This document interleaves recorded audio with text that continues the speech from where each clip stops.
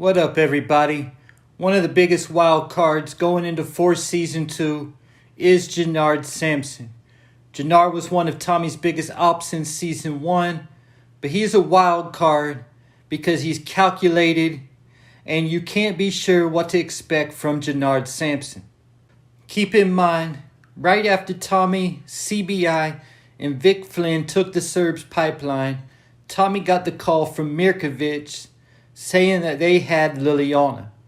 Tommy turned to Vic and Diamond, pleading for their help, but they said their job there was done, all while Jenard stood there quiet. Then when Tommy was meeting with Mirkovic to get Liliana, and Mirkovic was most likely going to kill them both, Jenard came riding by, shooting up the whole scene.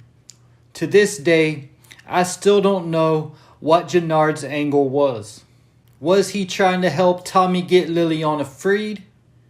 Or was he hoping to kill two birds with one stone by finishing the job with killing Mirkovic and killing Tommy at the same time? This is an example of why I call Jenard a wild card. Right now, Jenard is probably my favorite character on Force. Starting off Season 1, Elijah was my favorite character, who they killed off for no good reason way too quick. Then they brought Blackston in, and he became my favorite character. Primarily because he was my favorite character on The Shy, and Force missed it by killing Blackston off too quick and not giving him a bigger role. Either way, Elijah and Blackston were Jenard's two closest friends. So just imagine losing your two closest friends in a matter of around 6 months to a year. That's going to cause some pain and a lot of change. Just like Vic Flynn lost both his girl and his best friend in Season 1, and we can see from the trailer he isn't taking it well. This makes me think there's a good chance that Jenard will try to get back on good terms with his brother Diamond in Season 2. There were 3 reasons why Jenard wanted to take Diamond out in Season 1. First off, Diamond had gotten soft and didn't want any parts of the violent side of the game and was making conservative business moves because he was trying to avoid going back to prison. Number 2, he was rolling around with Tommy Egan and making reckless moves. If you go back and listen to the conversation that Jenard was having with Blackston before Diamond started eavesdropping, he was talking about Diamond linking up with Tommy and basically showing Tommy more respect than he showed Jenard. He was talking about Diamond can't even think straight when Tommy was around, how Tommy got them into a war with the Serbs and their boy Elijah killed. And the third reason Jenard wanted to take Diamond out was because Jenard had been running CBI for the last 15 years. Then Diamond gets out of prison and wanted him to step down so Diamond could go back to running things. Also keep in mind that Jenard was still young when Diamond put him in charge, probably around a junior or senior in high school. But Jenard's plan was to go to an Ivy League school and one day play in the Major League. Jenard had been accepted to Brown University just days before Diamond got locked up. Jenard also felt a type of way about Diamond putting him in charge and ruining his future. When he asked Diamond why he put him in charge, Diamond said because Jenard was the only person who had his blood. There's probably like around a 10-year difference between Diamond and Jenard. But Diamond did what he was supposed to do if he wanted CBI back when he got out of prison.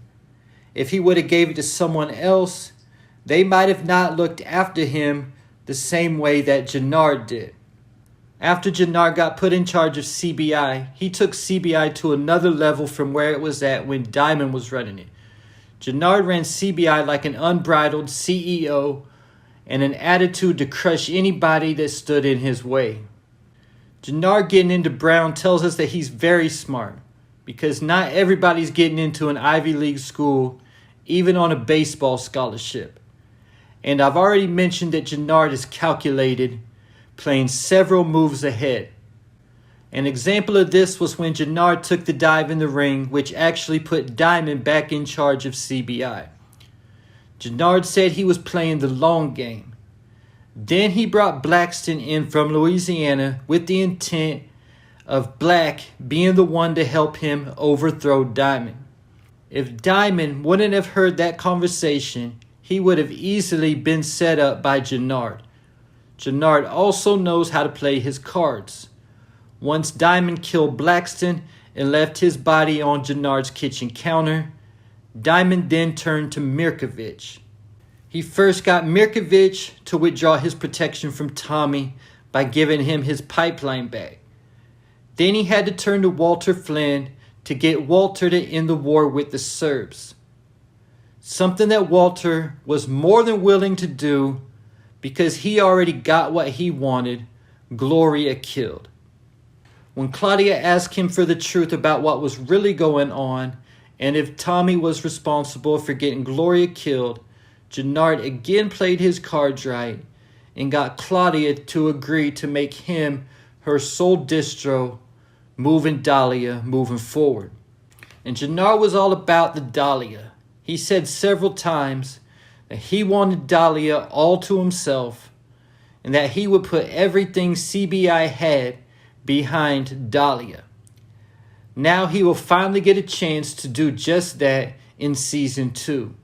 But at some point in Season 2, Jenard and Tommy are going to come together and put their differences aside. They're going to be coming together for a meeting that will turn into a shootout because the Season 2 trailer shows Tommy and Jenard on the same side of a shootout. One thing I noticed about that scene is the fact that Diamond wasn't in it. That could be a clue that Diamond doesn't survive Season 2. That might be one of the only things that could unite Tommy and Jenard, because I don't see Jenard willing to work with Tommy under any other circumstances. One thing to also look at is, if Diamond gets killed, how is his half of CBI going to respond to Tommy being in charge? Unless Tommy is really making them all some serious paper, there could be a rebellion, or possibly Diamond soldiers will go back with Jenard. Jenard caught 5 bodies in Season 1 alone. No big kills, mainly just a bunch of Serbs. And he also killed one of the Hasidic Jews who was moving Dahlia for Tommy when he robbed him for a brick of Dahlia. If Jenard were to commit a significant kill in Season 2, I would put my money on it either being Claudia Flynn or JP. I'd say Claudia because that's going to be Jenard's plug when it comes to Dahlia, and I don't see Jenard quick to take orders from Claudia Flynn. So once he meets the doc and learns the operation, there is a good chance that he will try to take out Claudia. And JP for a similar reason, to eliminate the competition. Since JP is the only other person other than Doc Lauren Williams who know how to cook Dahlia, we could also see Jenard kill JP if JP comes for Jenard trying to avenge D-Mac getting shot. There's the scene from the Season 2 trailer where Jenard is in his condo looking like he's getting up from his bed with a gun looking around the corner. I think this might be right before he kills JP. And one more thing before I go. Jenard also knows how to fight. We saw him in the ring going toe-to-toe with Diamond, a former boxing champion. And Jenard even knows a little MMA. So Tommy wouldn't be able to easily handle Jenard in combat like he did Simon or Cousin Benny in Power. And on a side note, Jenard snorts like Tommy. He pops Dahlia like Tommy. He smokes weed all day long like Tommy.